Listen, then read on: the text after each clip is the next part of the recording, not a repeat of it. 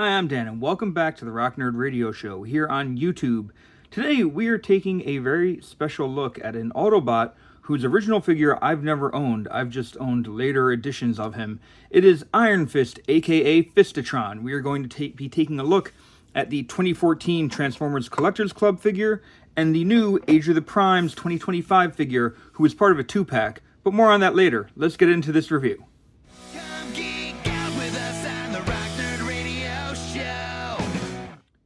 So as always, the first round of which is better, we focus on the paint and overall appearance. Now, I have to be honest with you, Iron Fist was never on my radar, or Fistitron. I'm probably going to call him Iron Fist for the rest of this review. The package labels him as Fistitron. This figure is officially called Fistitron, but I've always called him Iron Fist, so, whatever. We'll go with it. Anyway, he was never really on my radar until The Last Stand of the Records comic book from IDW. That really made me care about the character, and while the original Euro G1 figure is a little hard to come by, I was very pleased in 2014 when we got this version through the Transformers Collectors Club. Now, this version is a repaint of the Fall of Cybertron Swindle and Roadbuster figure. It is accurate in the color. This beige color is very accurate to how the original Iron Fist figure looked when it came out, just in color.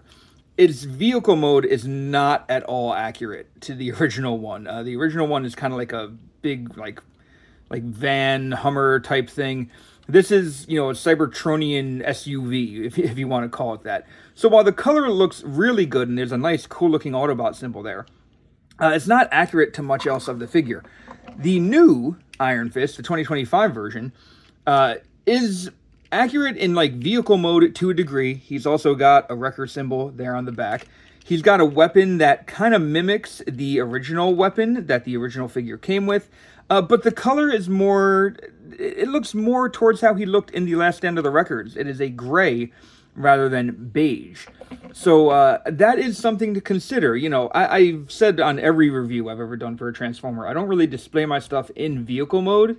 But if I want something that kind of echoes back to the vehicle mode, it's definitely going to be my new Iron Fist. But I think the best thing to do right now would be to transform these and look more closely at their robot mode, since that's kind of the mode I care about most.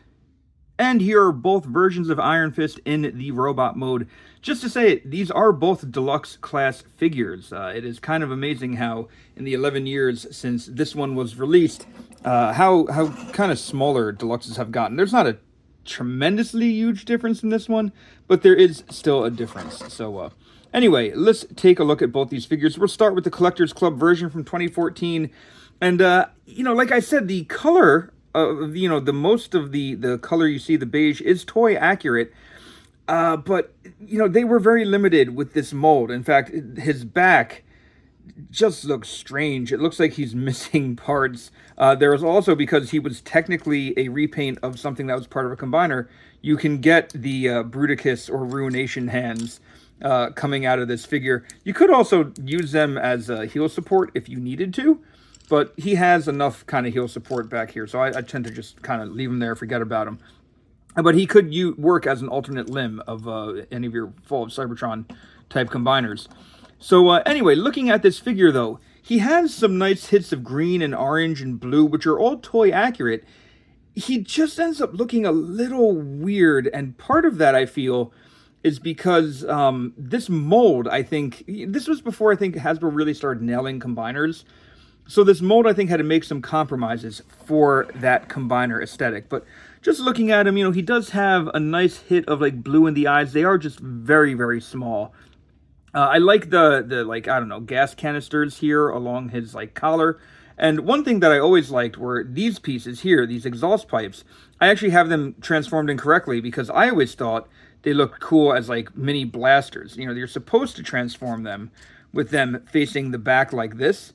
But with the Fall of Cybertron video games, it was we had Transformers having guns coming out of their hands. So I always thought this would look cool as an additional weapon on this figure. But he does have, the big wheels on his shoulders, on his legs. And he honestly looks okay. I think the biggest issue I ever had with him was just the way the arms transform. They kind of sit funny, as you can see, they're having trouble staying up. and they end up looking a little stubby. They're a normal length, but I think compared to the rest of the body, they end up looking a little strange. So while I do like his color scheme, and these elbow pads move, which is also kind of a nice feature, I feel like he always looked a little wonky, this figure. His arms get kind of weird looking. Looking at our new Iron Fist, we do have some nice colors, again reflecting what we saw in the comics, and even on that original figure, not so much the greens and oranges, but the golds and blues look really good, and the gray, like I said, more reminiscent of how he looked in the comic books. But he has nice hits of that all over his body. Turning him around, he is a reuse of the Siege Hound mold, so the back actually looks very nice with this like van top here. That ends up looking really good. Legs still look kind of hollow, but that's there for transformation because of the way his legs move. So I'm keeping the accessories out for just a moment, but really looking at these two, if I want something that looks like what I always pictured Iron Fist looking like, I am going to have to go with our 2025 version. While the color might not be as accurate as maybe some people would hope to the G1 toy, it definitely looks like that comic book iteration, which, as I said, was kind of how I got interested in the character. So, 2025 version wins round 1 on this edition of Which is Better. And as we normally talk about, my second round is about the articulation, so I'm going to move our new one back for a moment and bring our 2014 Collectors Club exclusive forward. So, looking at the head first, he does have the ability to rotate his head, and because of transformation, you can get a little bit of rocking there. That's really it for the head, though. There's not a ton of movement. At the waist, we do have full twist. And at the arms, they will go all the way around. And I'm going to try to put it on camera. Can you see that joint there? This is the arm joint. And, it's on a slider, so you can move it up and down. You have to, slide it back to, you kind of have to shift it. But there's also, this ball joint here, which never really worked all that well for me.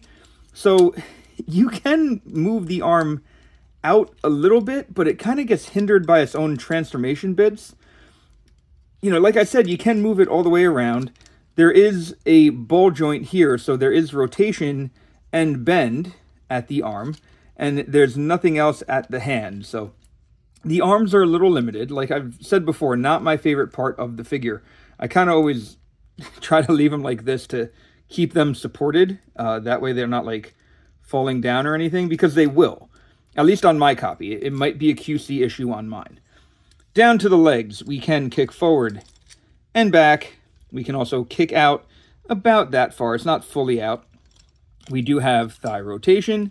We do have knee bend, which is just about 90 degrees. And that's really it. The toe does articulate for transformation. It does tuck back. So I guess if you wanted him in a running stance, you could articulate the toe, something like that. But there's no ankle tilt. We are talking well before we started getting some real nice articulation on Transformers. So it's not bad, especially for the era. The arms work a little funny, but otherwise he's okay. Looking at our new one, the head does rotate left to right. And it is on a ball joint, so there is a little up and down. You do have the back panel here, which kind of makes the head a little hard to move. But you can get if I can get my big fingers in there, you can easily do it as well, I would assume. At the waist, we do have full rotation, so he can spin a full 360. Arms will rotate all the way around and up, so there is, some outward movement there. At the arm, we do also have rotation there at the bicep, and we have a nice about 90-degree elbow bend, just a hair more. And at the wrist, we do have rotation, so that is there as well. He's pretty good, better. His arms are better articulated than the old one. I think that is safe to say. Legs can kick forward, can kick back just about all the way, and can kick out a little deeper than the old one. I'm not going to sit here and act like it's, actually, I take that back. I just had to move the arms. He can do a full Van Damme, so he can do a full split. At the thigh, we do have rotation, but it kind of, so see how the thigh goes around the peg, so you can only fully rotate it in certain positions. That's something that a lot of Transformers from, War for Cybertron I've noticed have. It seems to be going away a little bit. Sometimes it comes back, and so, like, you can only really rotate the legs all the way if your leg is, like, straight up. So it's there. Legs can get some deep bend, and they actually will go deeper than this because of transformation. So yeah, you can really get a nice tight leg crunch there. It will kind of pop the transformation out, but easy enough to pop back in. At the feet, we do have forward and back at the toe, and we have full ankle tilt. So, he can stand like this if you really want him to. Now, I will say I kind of gave a little guff to our Collectors Club version not being as articulate as the new one. I think really, something like this walked so that this figure could run. This was a step in the right direction. It's not a G1 brick where with just the arms move and maybe the legs for transformation. It definitely has some nice points of articulation, but we definitely have seen an evolution to our new one. So our 2025 version of Iron Fist is going to win out on this version, or on this round, the articulation round. Letting our 2014 version take center stage for a moment, we're going to talk about the accessories in this round. And he came with a repaint, the same accessory that Swindle and Roadbuster came with. It is this interesting looking Cybertronian pistol. And the cool thing about this is there is a big handle he can hold here. There are also these other little nubs that you can make the figure hold. So he can hold this in a number of ways. He can hold it like that. You could also do it via the side, like that. It's not as secure of a hold, but it will hold. And if his arms were just long enough, you could almost make him, because they will bend, you could almost make him hold this with both hands. But arms just don't bend quite enough, so there is that. But I normally have him holding it like this, which looks fine. You saw in weapon storage in the vehicle mode, I can kind of tab the gun onto this tab right behind his head here. In robot mode, there's no real other weapon storage that I've seen. I've had this figure for quite some time, and it's not like it pegs in anywhere, so you're probably best making him hold the weapon, which, just kind of looks like that. It's fine. It's kind of a stubby gun. Like I said, this was originally the Swindle mold, so this was the gun that came with Swindle. And I always felt like maybe they were trying to go for, like, Swindle's arm cannon, but it just kind of came off as short. It's a bit of a stubby weapon, so it doesn't look bad, considering what it came with, or what the original mold was. I guess it's fine. But when I think about the original Iron Fist figure, and we're going to pull the 2025 version out, I think about this, like, big cannon transforming weapon thing that he came with. And our new version does a really nice job of imitating that. Now, the original one had, like, a stand that would pop down. It would stand in front of Iron Fist. Without the stand gimmick, this still looks pretty good, and it comes in 3 pieces. So there is this circle piece here, which could be a shield if you want it to be. There is this yellow gun, which he can hold, or you could pop onto any one of his ports. And then there is this piece too, which could be a shield or turn it upside down. Hey, it looks like a jetpack. Suddenly, Iron Fist looks like he has a bunch of weapons. So you can just pop all this stuff together, like I had a moment ago, to make kind of like a big, like a big blaster. And you could stick that on his back, like this. I'll admit it kind of does give him a backpack. Or you can pop all this apart to really make him do some kind of interesting stuff. Like I said, this almost looks like a jetpack. So here we go. Now he's got a jetpack. We're going to use this as a shield, so you can pop that on the arm. Now Iron Fist has a shield. And we're going to give him his gun, which he can hold like this, or I could clamp it onto his arm. I am going to have him hold it, though, so he'll hold it like this. So now Iron Fist has a couple additional weapons, and I really like that idea that he can kind of use all this to really be armored up, really become a wrecker, if you will, with a plethora of weapons. The shield gimmick, it didn't even hit me until I was ready to film this review, how, like, that looks really cool. You can give me a Captain America crossover figure now with this. But yeah, I think it's safe to say that just because it also looks like the original weapons, and because there's more of them, you have more options, our third round, the accessories round, is going to our new version of Iron Fist. Our fourth round is about the price and overall availability of these figures.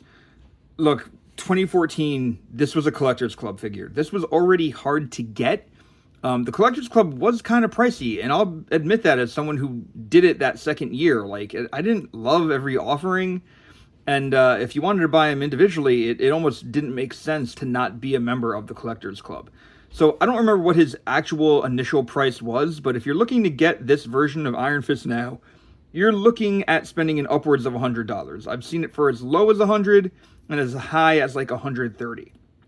Our new Iron Fist is part of the Reckon Doom collection, which I want to say didn't sell out on Hasbro Pulse or Amazon Prime.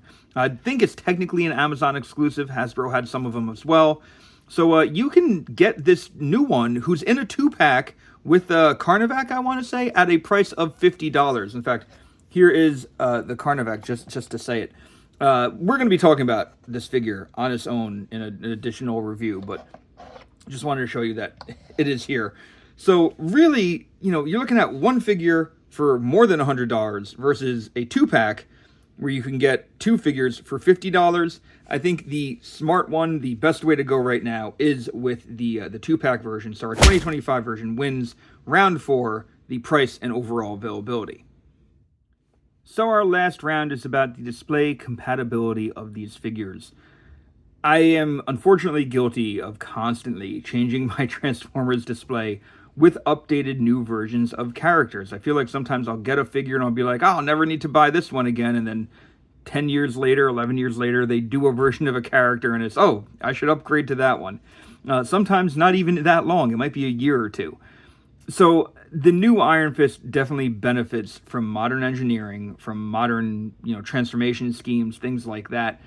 And he benefits from just being a more or less mainline release. I think the best option for anybody would be our 2025 version. Like I said, the gray isn't an exact match to the original toy, which is more of this tan that the 2014 one has. But at the end of the day, there's a lot more that this figure can do, a lot more that you can do with this figure. And I think he's going to look better next to some of your comic book-based records or even your Euro G1 characters on the rare occasion we actually get them. Waiting for a Thundertron. Come on, Hasbro.